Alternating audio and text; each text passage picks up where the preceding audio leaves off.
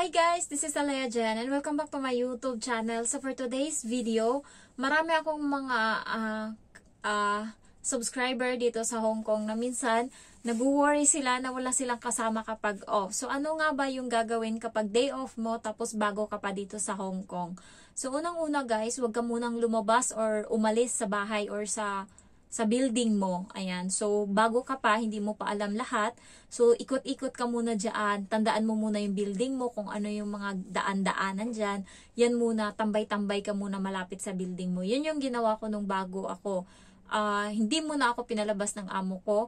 Tapos nung pangalawa, pinalabas, tinuruan niya naman ako kung paano. Magaling kasi ako pagdating sa pagtingin-tingin ng map sa MTR. Yun yung aralin nyo bago kayo pumunta dito, guys. Kasi meron akong subscriber, nanonood siya ng vlog ko ngayon. Gusto sana siya makipag-meet sa akin nung nakaraang linggo. Kasi holiday ba yun? Ayan. So, gusto sana niyang makipag-meet. Tutulungan ko sana siya kasi bago pa siya dito kung paano makapagpadala sa Pinas. Di ba may charge kapag remittance? Pupunta pa siya ng Central, malayo. Wong Tai Sin siya galing, dito sa may taas lang sa amin. So, sabi ko dito na lang sa Alipay ko, ihulog niya na lang. Tapos i-transfer ko sa GCash niya pag nagkita kami. Tsaka na namin gagawin yan. Kaso hindi niya alam kung paano pumunta ng Sham Shui po. Hindi niya masyadong gamay yung paggamit ng MTR. Ako naman, hindi ko gamay yung paggamit ng bus. Marunong or magaling lang ako mag-bus kapag pupunta ako sa mga gala. Halimbawa, may instruction sabihin na baba ka ng Diamond Hill, exit C, ganon. Tapos labas ka pag nakita mo yung bus na number ganto, tsaka ka. Pero yung dito sa city, yung iikot-ikot ka dito sa city, hindi ako masyadong magaling sa ganyan, sa pagbabas. Hindi pa nga ako nakasakay nung tinatawag nila na ding-ding or yung little train. Hindi ko alam kung ano, tram, yan. So, hindi pa ako nakaano niyan, hindi pa ako nakasakay. So, sa train, makita nyo yung kulay, yung amen red dito green. Tapos magaganon yan sila. May intersection yan. Yung dalawang line, pag may nakita kayong isang dyan na intersection, ibig sabihin yan, pwede kang bumaba dyan. Hindi ka lalabas ng train station, kundi doon mismo sa loob ng train, hanapin mo yung papuntang red line na train, sasakay ka naman. So, magaling ako sa ganyan kasi nasanay ako sa Pinas ba. Kaya medyo gamay ko. Kaya nung second day ko, kasi first day, ng day off ko, hindi ako lumabas. Second day, nakapunta na kaagad ako ng Central using train. So, pagdating ko doon, hindi ko din makontak yung kaibigan ko. Yun, hanggang sa nag-meet kami. Tapos, sinandaan ko talaga kung saan kami nagpunta, kung ano yung pinuntahan namin. So, nagpunta kami ng Jollibee. Pag akyat, exit B ata yun. Yan, umakyat kami, tas nag-Jollibee sa gilid. Yun. And then, dinala ako ng kaibigan ko doon sa likod, sa may Ferris wheel. Bumabagyo nung time na yon. Kaya nung third day, lumabas ako. Yung isa namang kaibigan ko na hindi pa nakalabas, siya naman yung pinuntahan ko ng Wong Tai Sin. Tapos nagpunta kami ng Chong Kwan O. Ayan, tapos may kinuha lang kami doon. Tapos dumiretso agad kami ng Central. Siya naman yung nilibot ko ngayon sa Central. So hanggang sa nagamay ko na yung Central, kada day off ko doon ako pumupunta. Hanggang sa naumay din ako ba. Tapos biglang try ko din dito sa likod. Kasi sinama ako ng amo ko dito sa likod lang ng namin, building namin, may mall. So sabi ko dito na lang ako. So tinry ko, doon ako kumain ng Jollibee nung hanggang sa nagustuhan ko na.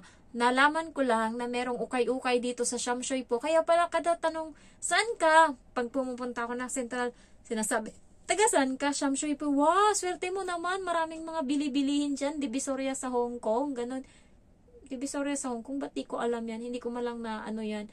Pero guys, totoo, Divisoria sa Hong Kong yung Sham Shui po. Marami kang makikita. Kanina nakapamili din ako Kaso tawag nito, nilabhan ko na yung iba, tapos may natira dito kasi punong-puno na nga yung ko, yung mga hindi na ako bumibili ng damit na naging practical na ako. Ay, itong bag, lang to nakikyutan ako sa kanya, 40 Hong Kong dollar, binili ko siya. Ayan, kasi sabi ko sa Vietnam, ito yung susuotin ko. Tapos ito, mayroon siyang malaking lace na para pwede din shoulder bag itong bag na to. So, binili ko siya kasi, ganda ng kulay. Ayan. And the next, meron nilagay ko dito, tinago ko yung yung mga pinamili ko kanina. Ito is yung sikat na brand. Meron dito yung amo ko niyan. French Collection. Pang lalaki. Ayan. Next. Ito guys is hindi ko na nabaliktad. Hollister na knitted na pang winter na damit. Maganda to siya. May partner to na short kanina nilabaan ko. Pang suotin ko to sa Vietnam. And then ito is short na Uniqlo. Para sa papa ko. Pero dadalhin ko to sa Vietnam. Ipasuot ko sa boyfriend ko.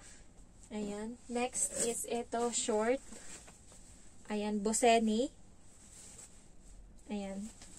Tapos ito pantalon ng kuya ko. Anong brand to? Uniqlo ata to eh. Yeah. Uniqlo. Pantalon. Para sa kuya ko. So, meron pa yan dito. Ayan. Marami yan dito. Bumili ako nung nakaraang linggo eh. Tapos, ay eto, maganda to siya, knitted. Sikat to na brand sa London, sinesearch ko. Ayan, Peppy Jeans, ayan, so knitted siya. Ayan, and then, eto, mahilig ako sa skirt ngayon. Iyan ko, yan. Puro skirt yung mga suot-suot ko dito. Tapos, eto, pang summer, ayan. Sa Vietnam. Puro lang to 10 guys. Sa pera natin 70 pesos. Kaburautan ko talaga. Tapos ito, Bosseni na brand. Ayan. Simple lang. Pero bago to. Mukha siyang bago pa siya. Ang dami ko dito. Hunyemas, hindi pa ako nakapaglinis. So ito yung pinagkakaabalahan ko kapag day off ngayon. Tapos ito yung Quicksilver na t-shirt. So, yan yung pinagkakabalahan ko ngayon kapag holiday. Yan. Tapos pagdating ko sa bahay, nilalabhan ko kaagad yan para malagay na. Ang dami ko na nakapuno na ako ng ko dito. Yan yung ginagawa ko kapag holiday. Ganyan yung mga ko. Kaysa sa, ito pa. Ang isa nito ay sinuot ko kanina. Skirt din. Ayan, skirt to siya. Yung brand? Heso. Yan. Yung isang brand, nito, same brand, nandun na sa labahan kasi sinuot ko kanina. So, ganyan yung mga ginagawa ko kapag day off. Mga nag-uukay-ukay. Kaysa sa ipamasahe ko, dati nung bago ako dito sa Hong Kong, parang gusto kong ikutin lahat sa Hong Kong. Nililibot ko lahat as in. So, gala ako ng gala. Hanggang sa naumay, napagod. Parang nakakapagod na. Naumay na ako. So, halos naikot ko naman na yung Hong Kong. Alin na lang ba yung hindi ko napuntahan? Parang wala na. Halos lahat napuntahan ko na. So, kaya tumigil na ako. Pagka nangangati na lang yung katawan ko, yun na ako aalis. Ayan. So, gagala. Tapos, parang na din ako, na fed up na ako. Mas gusto ko na yung magtambay dito sa bahay. So, yung mga walang kwarto na sarili, kung hindi kayo makatambay sa bahay, tambay kayo sa mga park, ayan. Pero kung bored kayo, munta kayo dito sa Sham Shui po, maubos nyo talaga yung oras nyo, kakaukay-ukay talaga, sinasabi ko sa inyo. Ang tagal ko nang hindi bumili ng mga branded na damit na as in, brand new guys, puro ukay na mga bago pa. Ito, damit ko to, Pinas pa to nalagaan ko. H&M yung brand, ayan. Maganda to siya. Binili ko talaga to. Dati siyang 1.9. Tapos talagang hindi ko tinigilan ng tingin ng ilang buwan. Kasi sa mall naman ako nagtatrabaho. Hanggang sa nag-markdown siya ng 650 ata. Yun, binili ko na siya. Sobrang favorite ko tong damit na to. Kaya naiwan to siya sa Pinas. Binitbit ko siya dito. Pagbalik ko, nagbakasyon ako sa Pinas. Pagbalik ko dito sa Hong Kong, binitbit ko siya, dinala ko siya. Ayan, sobrang ganda nito. Ito yung favorite ko sa lahat. Ayan. Favorite ko to na damit. So, hindi ko to maabitawan. Kasi parang nanalo ata ako sa contest dahil dito. Ayan. Nag-pageant kami. Nanalo ako ng 5,000. So, ayan. Yung mga day off nyo guys, pag bago pa lang kayo, wag muna kayong gumala ng napakalayo kasi baka maligaw kayo. Yung mga lang, malalapit lang muna. Saka na kayo malalayo kapag medyo gamay nyo na yung mga lugar. So, naipon ko na yung mga gamit ko kasi uuwi na ako. Siguro hindi na ako katulad dati na bibili ng sobrang dami. Kasi parang tama na yon. Nakadalawang box na ako na sobrang dami. Ilang beses ba dapat ako magpa-box ng madami? So, yung bibiling ko na lang ngayon is para sa amin ng pamilya ko.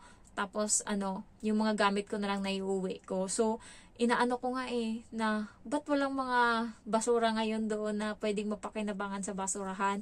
Meron ako nakita nung nakaraan, una naman, wala na ako mapaglagyan dito sa kwarto, naubos na lahat. So, hindi ko alam kung paano siya. Kanina nakakita ako ng luggage, ang ganda. Kaso, nabili na 80 Hong Kong dollar. Sayang yun. Puti, yung kulay. Naunahan ako.